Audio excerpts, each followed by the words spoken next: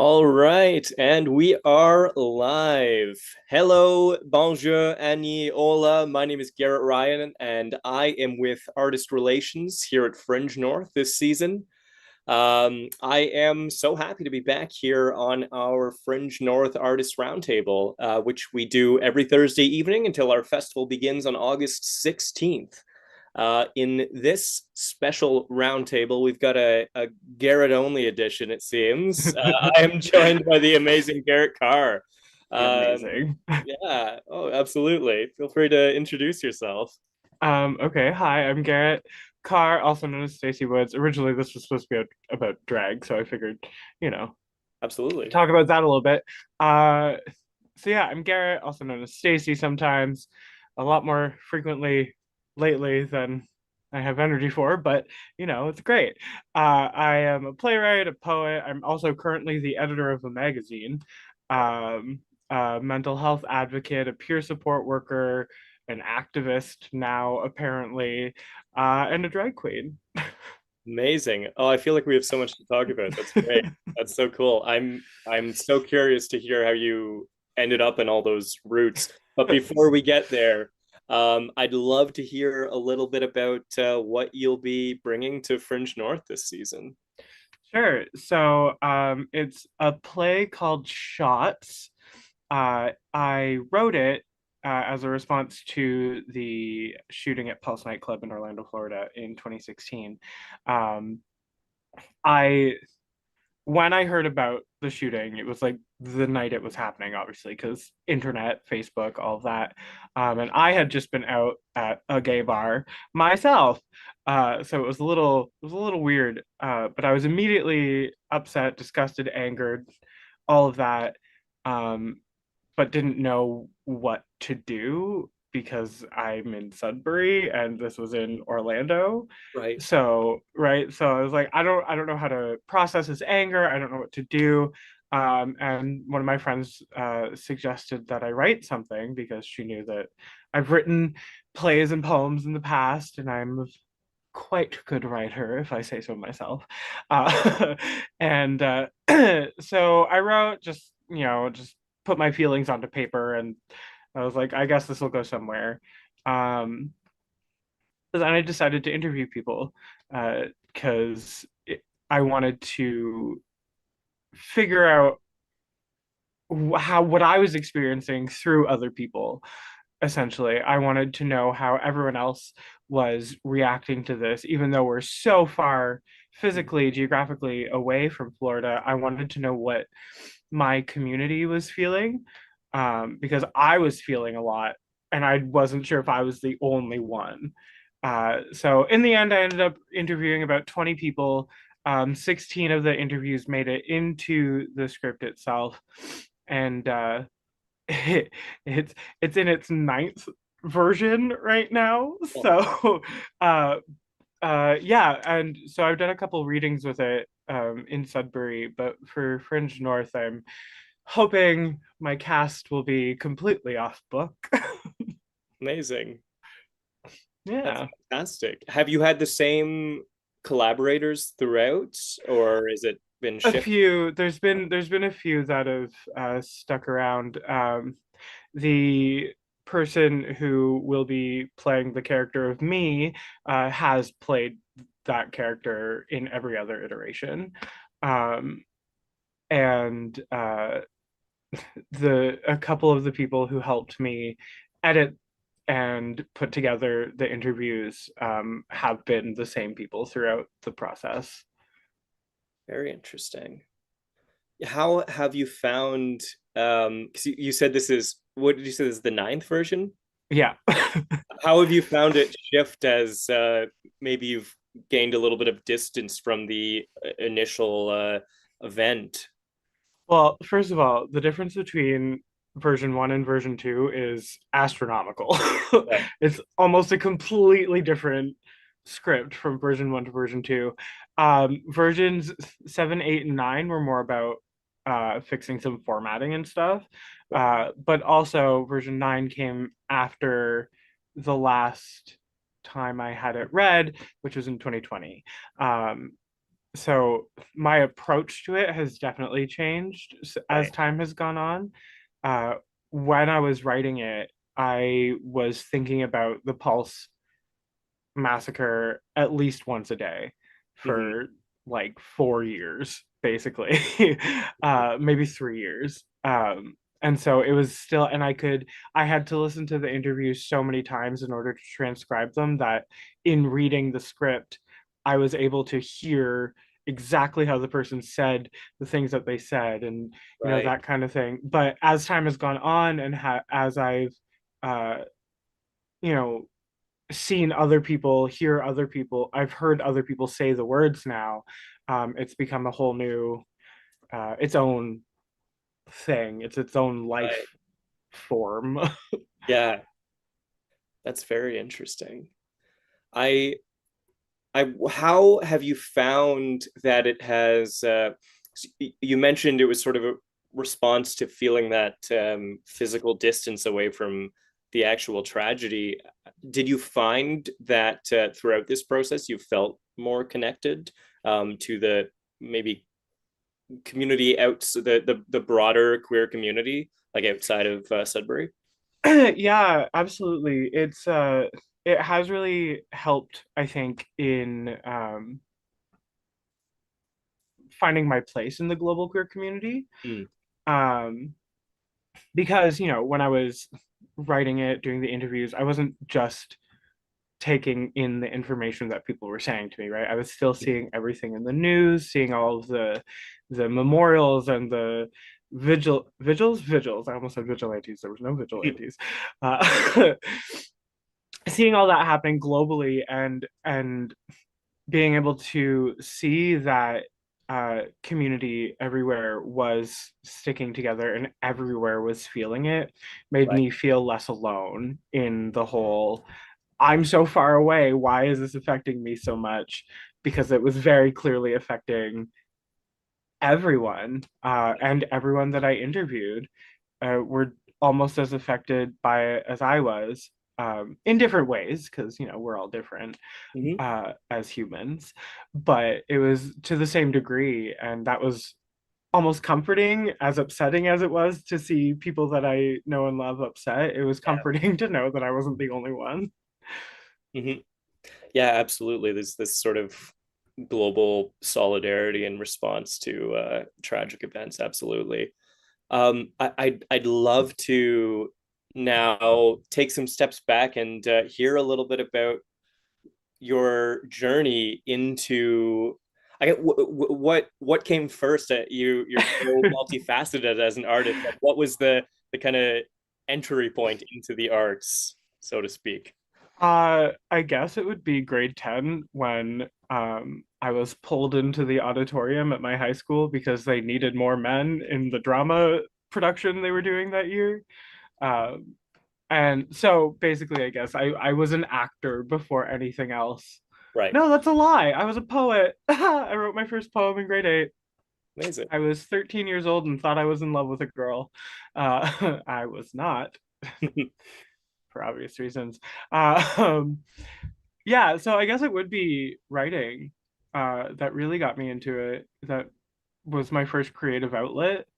Um, I mean, realistically, my first creative outlet was the ballet classes I was in from ages 3 to 5, but I don't remember that. So, Cool.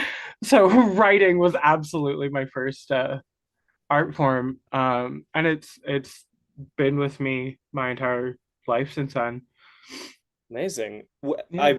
I'm curious to jump back. Do you have like an artistic family that put you into dance? Like that seems I really don't know why my interesting. sister and I were in dance as Cool. kids, but we were. And Okay. then when we moved, that was when we lived in Sault Ste. Marie. Right. And then when we moved to Espanola, and there was no dance No. studio there, so we chose martial arts instead. Cool. Cool. Yeah. Honestly, a lot of similarities. I didn't do dance aside from acting in musical theater and like having to learn choreo, but I Right. did martial arts, and it's so like dance heavy. Like there's so much overlap there, Yeah. Yeah. Oh, yeah. but it's such a different demographic of people often that are practicing them. So I find that interesting. Um, Absolutely. I something that jumped out to me, and now we're just kind of jumping all over the place. But you It's how mentioned, my brain works. oh yeah, me too. You mentioned some of the work that you're doing with the magazine. I'm very curious about that. Okay, so I'm the editor and publisher of Open Minds Quarterly, which is a mental health literary magazine that we publish quarterly every season. Uh, and by we, I mean, so I work for NISA, the Northern Initiative for Social Action. And in case anyone doesn't know what that is, it is a local to Sudbury nonprofit mental health organization that operates on a peer support model, which means that we are person first, not patient first. We are not clinical, and everyone who works at NISA, all the way up to the executive director, has lived experience with mental health challenges, mental illness, madness, or neurodiversity. Amazing. And so NISA, we publish this magazine highlighting the works of people who have lived experience, and we get submissions from all over the world. The last issue that I just finished and printed, I had one contributor from Prague Cool. and someone from Australia. Wow. So we're read globally. Um, yeah. What was the question? That's so. I just wanted to hear a little bit about it. It's totally out of my. I like talking about things that I have no experience with. I have the realm of like magazine and newspaper, like print media, is so out of left field for me that I'm just was curious to hear how you got into it. But it sounds like it was through some of the activist work that you were doing, I guess. Kind of. The activism, like the real activism, came after I got the job, but I've Okay. always been a little bit of an activist, Well, because you gotta yeah. be sometimes. Uh, but I actually so in my long educational academic career, I did a year of public relations uh, at Cambrian College, and it was really within that year that my journalistic stuff, like magazines, newspaper editing, that kind of stuff, and publishing, that's really where I got that skill set. And I've known what NISA is for a long time because one of my really good friends had been a staff there for years, and so like we did workshops, looking at how theater can help mental wellness, that kind of thing. Love So it. when I saw that they had the job posting of editor of their magazine, I was like, I'm perfect for that. That's so cool. Yeah. I Yeah. love that. And then, so you said the activist work was coming after that. Yeah. So what the real like impetus, catalyst for the activism was January 27th of 2023. The Rainbow District School Board, which is the English public school board in Sudbury, Right. Yeah. um, they announced that they were canceling their stop on the Courage Across Canada tour that was being hosted by Isis Couture, winner of season 2 of Canada's Drag Race. This tour was also being funded by the government of Canada, and Sudbury was the only community on all 10 stops that had any issue. Wow. Um, so the Rainbow District School Board initially claimed that the board hadn't approved of it, which was proven to be false because the faculty and the board could prove that it was approved back in October. Right. And then they went on to say that it was hypersexual or too political, and they didn't really nail down an actual Yeah. reason. So one of the younger uh, daughters of the mother of my drag house was the student that had organized the event. So we, as a house, supported them when they were protesting the school. Um, and then from there, it kind of, that was just really like the tip of the iceberg for me. I started looking back at really only as far back as September because that's when things really started getting awful. And since September, there has been an increase in like hate speech and slurs being Yeah. thrown out of vehicles to me and my friends standing outside Zigs just because we're standing outside Zigs. Myself and some coworkers have had Timbits thrown at us and coffee thrown at us standing Wow. outside Zig's. There are quite a few uh, well-known people in Sudbury who will publicly post homophobic, transphobic, anti-queer, anti-everything things on Facebook. And a friend of mine's landlord equated the trans flag to a Nazi flag. So Oh. I was fed up. I had enough. I had had enough. Enough was enough. So I started emailing every city councilor, not just mine, not just my ward. Every city councilor, I emailed the mayor, I emailed the chief of police, I emailed Jamie West, I emailed Francelina, I emailed Vivian Lapointe, and I emailed Mark Saray. Um, and a lot of them got back to me. Not about half of city council got back to me. Okay. Um, and I emailed them with a, what are you doing? Like, what are you doing about this? You are supposed to, you're our elected officials. Hmm. What are you doing? Yeah. Because you know what? I'm sure some of you aren't even aware that this is happening. So I'm telling you this is happening. What are Yeah. you going to do? Some of them didn't like that. Uh, One of them in particular responded informing me that everyone has freedom of expression and people make choices in life, and if someone doesn't like your choices, then too bad. So I had a fun email exchange with that man, and of course publicly shamed him on Facebook, Oh, to the point that all of city council knew how he had responded, and I think learned not to respond that way to me.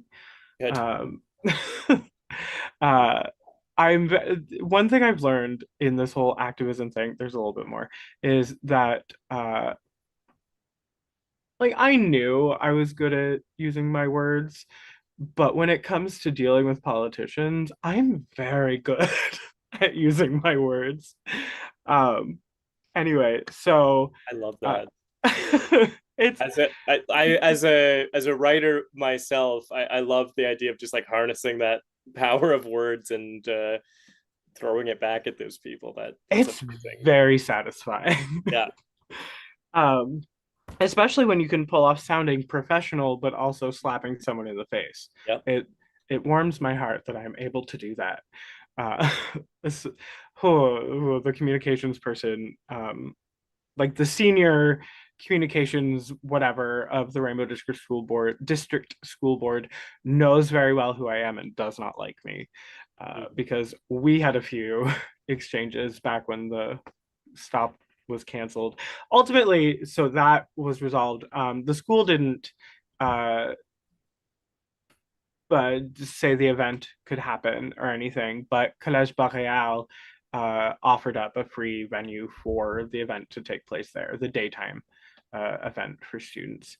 It was not as well attended as it would have been if it was at Llewellyn, Mhm. the high school that it was supposed to be Yeah. at, but the tour accomplished what it was meant to accomplish. So That's good. Yeah. that was good. So this was a public school board that turned it away and it's a government of Canada funded event. Yeah. I like Yeah. I yeah, that makes no sense. The Mm-hmm.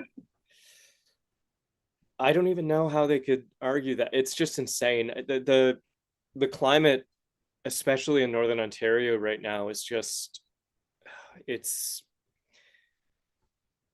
yeah, there's it's not good. No. You said you've noticed it's been like since September. Yeah, I don't really understand why, but Mhm. that's when it really started picking up, was the Right. fall. That might have just been when I started noticing it, Yep. but I don't know. I noticed it was growing up in the north. I have seen violence against the queer community. I've definitely experienced it. And then I noticed that it was on a decline as like things were getting better. And then I moved to Toronto and like I'm back up north all the time, but like recently I've started to get back. And I'm like, oh no, it's getting worse again. Like what Yeah, happened? I thought we were on a good trajectory here, and then it just seems like it just kind of slingshotted back up to where it was. absolutely. Like it was getting better for a time. A lot better, like significantly, like almost to the point where I was like, I might live here forever. I'm not going to. I would like to get out of the north at some point Mhm. again, but I'll come back. Um, but no, it's absolutely gotten worse. As an example, tomorrow, I will be attending a counter protest because the same people who congratulated the school board for canceling the drag show are now protesting the school board for like nonsense reasons that don't make sense and come from a place of misinformation. So I've been helping organize a counter protest all day for tomorrow morning. So That's great. Sudbury, Northern Ontario. It's Where, in case anyone's listening from Sudbury and wants to join, where will that be and what time? so the protest that the Freedom Convoy people Yeah, not are that one. The counter protest. Yeah, that starts at 11. We're starting at 10. We're aiming to get there before they show up. right. It's at the Rainbow District School Board offices on Wembley Drive. Uh, I cannot remember the exact address. All If good. you Yeah, Google it, it'll be there. Yeah, and I'm bringing water. The what's his name? The cake guy, a local baker, is bringing cupcakes for us. lovely. Someone's bringing a sound system with music. We want our counter protest to be more of like a peaceful party, Yep. drowning out the bigots.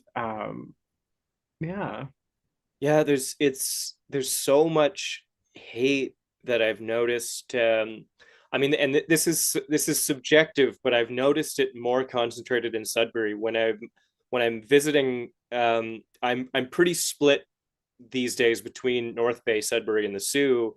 And I've just noticed the bulk of it in Sudbury, even though it's not great in any of the communities right now, but like no. what it is right now that's going on in Sudbury. No, and I've noticed that too. I was in North Bay this past weekend for their the Out Loud North Bay's Yeah, amazing drag race. I was performing there and like the community in North Bay is amazing. it is. Um, Yeah, there's a it's so really great strong, there. supportive community. Yeah, Absolutely, but it's not quite like that here in Sudbury. And I mean, it's just I don't know. The hate is just so much more obvious here yeah. for some reason. I think a lot of it has to do with the race and class of the people who are anti-queer. Mhm. There is a lot of rich old white folk Yeah. in this crater that we call home, or that I call home. Um, and I think that has a lot to do with it, Yeah. unfortunately. Yeah, no, I think you're right. And like yeah, and I love Sudbury. I consider it my one of my homes or my second home. I love being there. I was just there recently for Play Smelter. I was really happy to be. Yep, I mean, there's a great artistic community that's there, but like, absolutely. yeah, it's getting tough for sure. Um, Yeah. I this we were supposed to have a conversation about drag, and we are, which is great. I love talking about this side of things. I think it's really important that people understand how bad it's getting. So I want to shift a little bit into drag, but specifically, I'd love to hear first off, what is drag, like simply summed up. I think there's so many like misconceptions about it. Every time I'm seeing like a post about drag, about an event, about something in the news, the comments are getting further and further off from what it actually is, and like the conspiracies are just rampant. And I'd love to hear from you, like what is what is this thing that everyone is Freaking out quietly about. irrationally upset about? Um, so I there's a few ways that I like to answer what is drag because I ever since I started doing it in 2015, like I've often been asked to explain what drag is, and there's like simple answers and there's long complex answers, blah blah blah blah. But drag is a couple things. It's performing gender, Hmm. it's an art form, and good drag is clown. Yeah, Right? Like a good, I mean, okay, some drag queens aren't necessarily clowns and they're still good at what they do, blah blah blah, whatever. But my favorite drag queens are a little bit buffon, you know? yep, They're a little they've got the clown energy. Like they're absolutely. just they're holding up a mirror to society Mhm. and saying, "Look at yourself. Look at you. Yeah, This is you." yeah. I respect the art form so much because of my experience doing some clown work through theater school. It is clown is probably the hardest thing that I've done acting wise. And I absolutely see it reflected in drag, and I can appreciate how um, insanely talented drag performers are. So like kudos to you for um, like Thanks. sticking with this like challenging, important form of art. Like it's I think it's so cool. I love it. I Yeah, sometimes I hate it, but I love it. My favorite part about getting into drag though is getting out of it right. later. You know, like I love the transformation. I Yeah, love everything. I love the performing, but at the end of the night, oh, going back to human is so nice. I'm sure. Yeah. I did clown training in theater school as Oh, amazing. well. I studied with John Turner, which Right. was Yeah. Yeah. super exciting, right? And I was doing drag at the time, and in like one of our like class shows that we did, Mm, I did it in drag and clown at the same time. cool. But it wasn't until so last summer I did a clown boot camp, and after that, my drag just started getting better because it was like a reminder of what drag could be. Hmm. Um, and so I'm doing a neo Buffon intensive this summer, Cool. like 2 weeks before the festival. um, so I'm hoping, that I mean, not going in with any expectations, but hoping that that'll also help my drag. Yeah, absolutely. I for anyone listening and unfamiliar with the like theater idea of clown and are thinking of like birthday clowns, I Right. recommend look up some videos or articles about like European clown in like a theater Hmm. context because it is such interesting and difficult work. The stories I've heard of people that have taught me clown that have trained in like France, it's Right. it is like militaristic. It is wild. Yeah. Yeah. I've heard one of my professors in university, also now one of my good friends, she studied at Jacques Lecoq for a bit. Look like yeah, absolutely. And she said it was like a whole other like world basically, which makes sense. Um, but so I'm glad that John Turner studied under Richard Pachinko Yeah. because Pachinko is it's intense. It's still intense and it's still a lot of work and it's still a lot of hard work and there is a little bit of like rigidity, but it's very much like not. I don't know what I'm trying to say, but you know what I mean? Like I it's know. Yeah, not yeah, yeah. It's I also don't know how to describe it, but I completely understand what you mean. Yeah. okay. Well, I hope other people do. I hope so. Yeah, yeah, yeah. There's a wordless theater student understanding of what's going Yeah, on right now. exactly. Yeah, yeah. I remember hearing a story of and I can't remember which school it was. It was one of the culminative projects where you had to go up on stage by yourself and everyone was in the audience and instructed to like not laugh or react whatsoever, and you had to go up there until you could elicit some form of laughter from them. And that sounds like just horrible. Yeah. In the boot camp, we did an exercise similar to Yeah, that. And it was just none of us succeeded. It was just yeah, nope. yeah. Awful. Oh wow, Great, like good. It was good. It was good work, but it was for a sure. good kind of awful.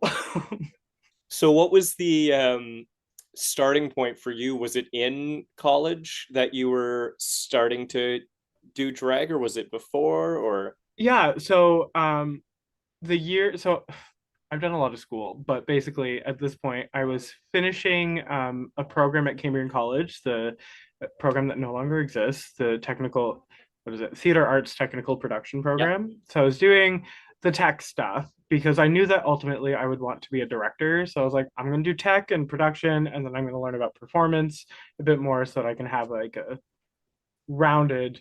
understanding of how things work. Um, so I was finishing that, and I was supposed to be stage managing a production of Drag Queens on Trial at Oh, cool. Thornlow. Yeah, Yeah, yeah, yeah. and I have a not copy enough of the script on my shelf over there. Yeah. not enough people showed up for the auditions. So, and the director knew me because I had stage managed a previous show of his. Um, and asked if I would audition because he wanted to work with me still and he thought I could do it, whatever. So I did. Someone else ended up stage managing, and I played Marlene Delorme in Drag Queens on Trial in 2015. Uh, yeah, 2015. And then I ended up in the that acting program 2016 and just continued doing drag for fun. That's so cool. Yeah. What has been your favorite experience doing drag? Or at least one of them. I know it's hard to Uh, pinpoint a single one, but yeah, there's been quite a few good ones. I mean, one amazing experience was getting my first tip ever. That was great. I think, well, okay, so a really cool experience that I've had that came from doing drag. I am going to be hosting a talk show on Eastlink Community TV cool. called Queens and Conversation as Stacey Woods. And as a bit of a little pilot, episode 0, I was in Timmins for Timmins Pride a couple weekends ago, and I had the opportunity to interview all of the performers at the drag shows, including Fahrenheit and Priyanka. So that was really cool. That's awesome. Yeah. Yeah. Um, how I'm curious as well. You were mentioning, so I have a few questions kind of built into one question. I'm just curious about like the what the scene in Sudbury looks like in terms of like what is the drag community. You mentioned, it was Ziggs that you were Yes. mentioning. What Talk a little bit about that as a like location, just for the audience. Sure. I'm familiar, but Right. yeah, So first, the drag community in Sudbury has grown a lot in the past like 10 months, cool, basically. There's always been drag performers here. It hasn't really been much of a community. right. Um, they haven't really been brought together until Emma Daniels, mother of House Noir, Sudbury's first drag house, started doing drag brunches at Nowhere Public House, which is a like Yeah. coffee shop slash pub. Mhm. So because Emma started doing these drag brunches, the more performers we all kind of came together to be part of this house. So there is more of a community now. That's not to say that every drag performer in Sudbury is in House Noir, Yeah. but that's where a lot of us are.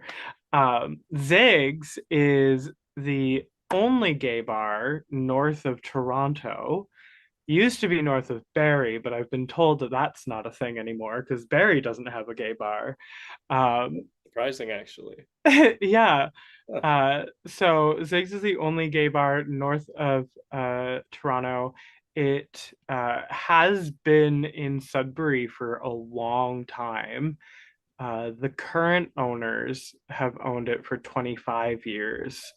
And they're not the first set of owners. They're like the second set of owners. The original owners, lovely gentlemen. One of them passed away within the last couple of years, um, which is unfortunate, but they were very like really big in the community. But Zig's is a cute little underground lounge, is what they're marketing it as now. It's kind of like nightclub meets dive bar.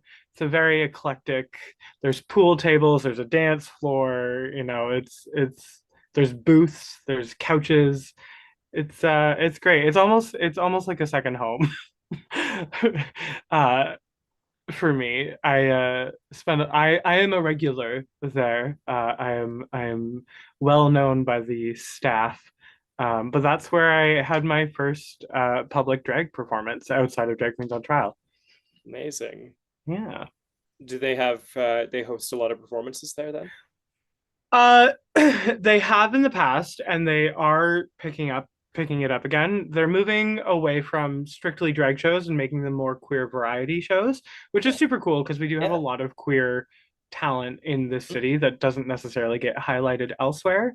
For sure. So it's really cool. There's dancers, there's pole dancers, there's DJs and like musicians that come out to these shows as well. Some comedians. Very cool. I wanted to ask, as such a actually, oh, really quick, I want to get to this question because I have a question about sort of how you fit this into your other art forms, but I want to put a pin in that because Okay. I know we've said the term a few times. I just want to make sure um the audience watching has sort of an idea of it. Can you describe the idea of a drag house? Sure. So a drag house, if you haven't watched Paris is Burning, I highly recommend it. It gets emotional, but anyway. So drag house is essentially a chosen family. Some drag houses operate kind of like a business, or as like a troupe, but ultimately every drag house is a family. There's a mother who takes care of the house, takes care of whatever business the house has, takes care of, making sure that everyone's doing okay, and if they can't necessarily take care of someone, making sure that that person is being taken care of. It's a chosen family just with a bit of a title to it. Amazing. I love that. Yeah. Yeah, that's so important to have those communities, especially in these times that we're in right now. It's so good to have that support network. Absolutely. Yeah. And you don't have to be necessarily a drag performer to be part of a drag house, right? Like we have a few members who are more like stage kittens than anything. Um, if you don't know what that is, I don't. someone who like it's a burlesque thing, but we use it in the drag world, or we up here at least. I don't know if anyone else does, but it's basically someone. It's like a stagehand, but for Cool. burlesque, right? So it's someone who just like makes sure things are where, if you have props, they help you place them. If you have any reveals, they pick up your clothes after you exit, Mhm. that kind of thing. So we have members of the house who aren't necessarily performers, but they needed a chosen family, and so we took them in. That's beautiful. I so going back to what I was gonna say, I'm curious, as an artist who works in so many different areas, do you find that they all sort of come together when you're doing drag? Like your work as a poet and as a writer, like does that kind of mesh in? Because drag is interesting because a lot of the times it's sort of like you're the performer is in charge of all the elements of the production. So I'm curious how you kind of bring all that together. Well, I hadn't really thought of it that way, but honestly, my drag, it really is a culmination of everything else that I do. Cool. Um, I take from every other aspect of my life for Stacy. Um, she is, she I mean, she's me still, obviously, but the parts of me that I don't always exhibit without a wig. But so she has all of the same experience that I do. She's just able to use it in a way that is more performative, I guess, Right. really, and more in some contexts a bit more impactful, um, because of what a drag queen is to people, right? And historically, drag queens have been at the forefront of a lot of civil uh, rights things, particularly for the queer community. I'm not saying necessarily any other civil rights stuff, but it was drag queens and trans women of color who started the Stonewall riots Mhm. and who led the first prides. And I think I carry that. I try to carry that legacy and incorporate everything in my life to be able to be that kind of elevated, larger than life person Hmm. in drag. Yeah, I hope that answers your question. absolutely. Yeah, no, that's amazing.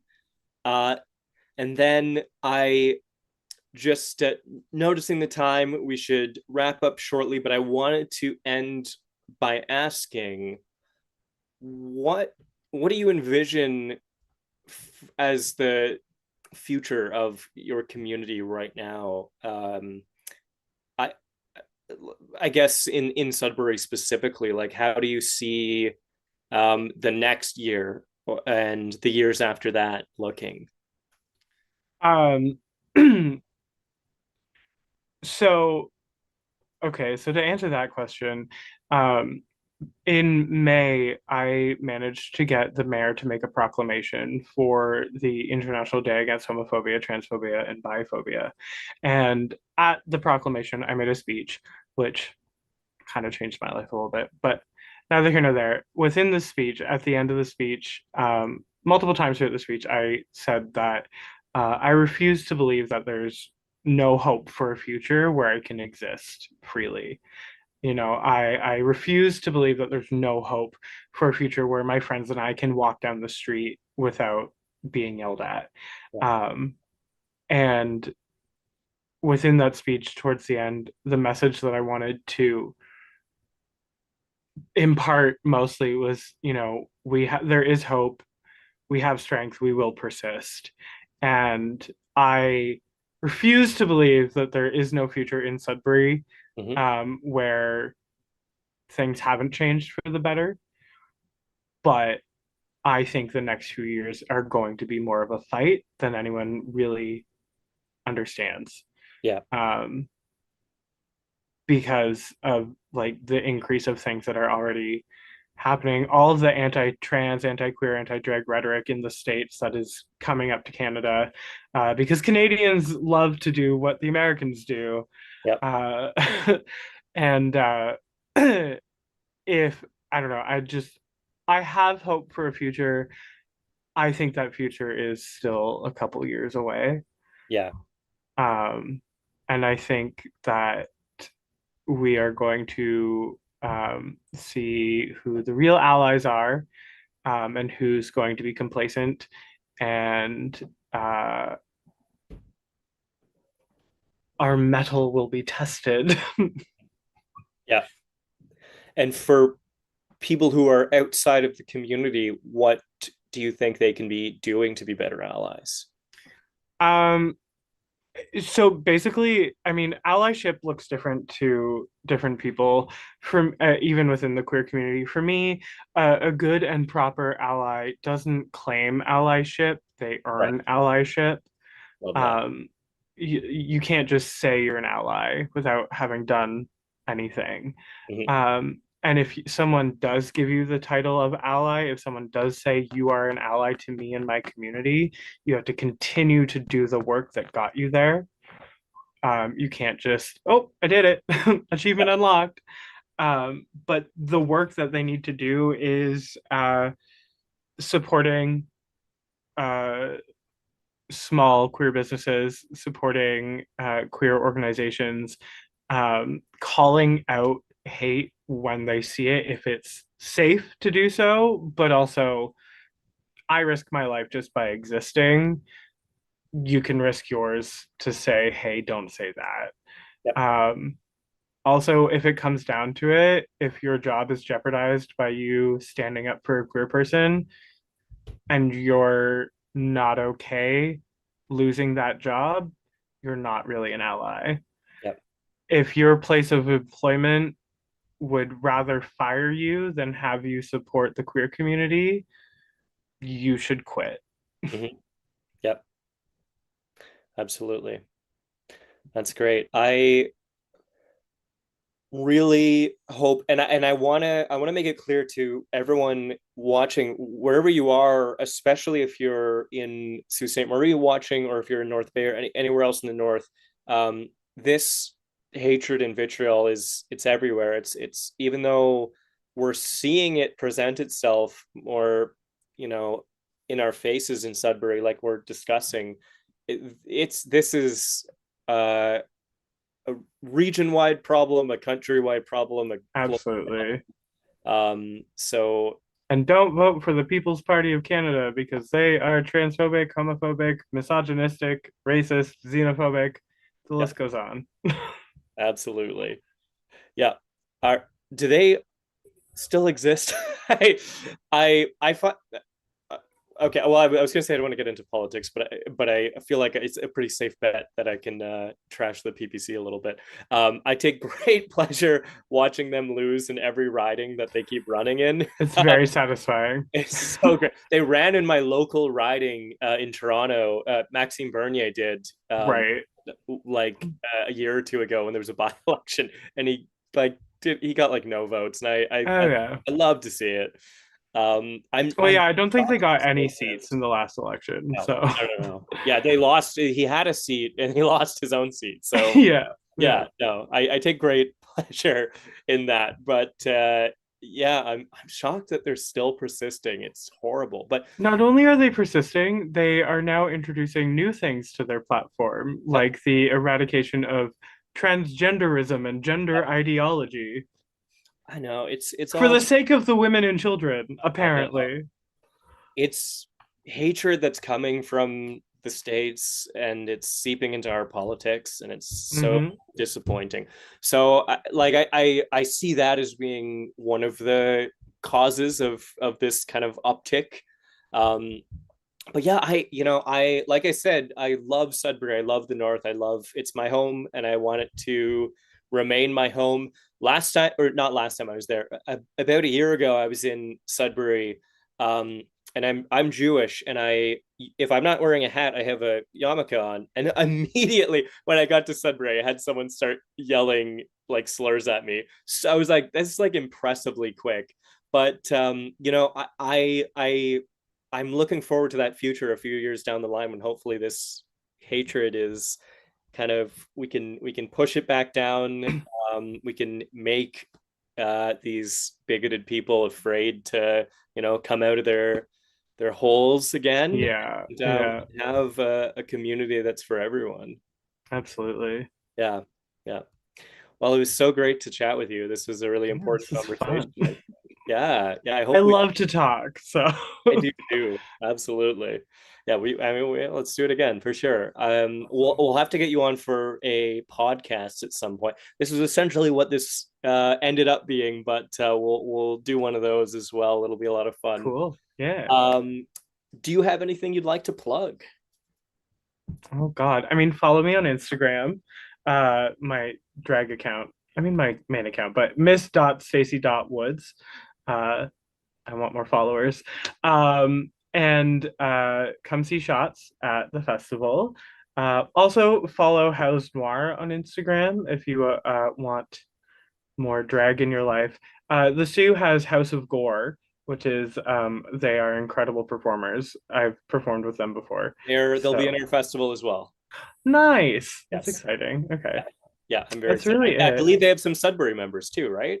I think so. or at I least, think or so. they're doing some kind of collaboration thing. I know there some people are coming up from Sudbury for our event, which is going to be a lot of fun. They're actually doing Yeah. two shows. They're doing a family focused one, and Oh, then a nice. more, like Fringe After Dark type one, which I love a lot that. of fun. Yeah, for sure.